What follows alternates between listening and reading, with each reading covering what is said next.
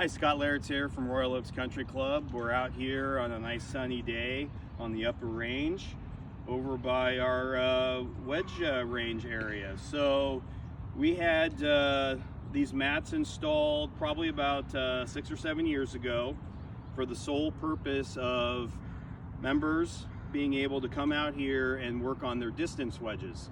Now when I say distance wedges, those are typically shots that you would hit with your wedges in the bag from 30 yards and longer.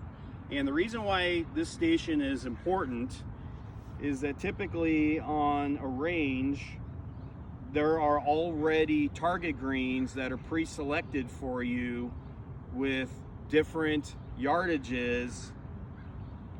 However, you don't get those incremental yardages from 30 to 100 yards that you would really need in order to get better with carry distances with your wedges, okay?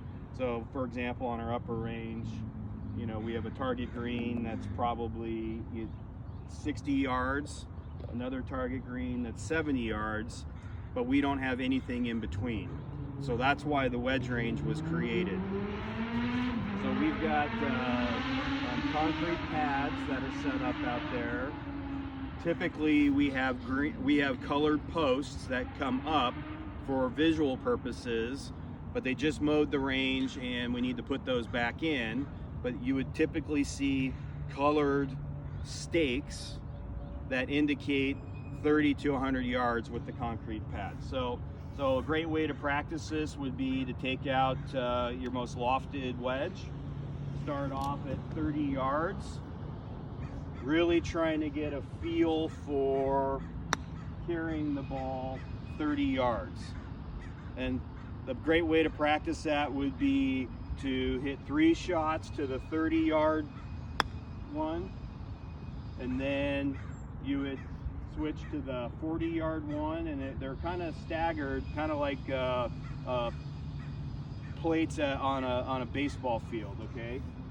So we'd go to the 40-yard one, just trying to get a feel for what length of swing and energy we would need in order to carry the ball 30 yards, 40 yards, 50 yards. So you're kind of working up the ladder, if you will, up to 100 yards, hitting 3 shots maximum to each target, because that would be more random practice versus block practice, more similar to what you would see on the golf course.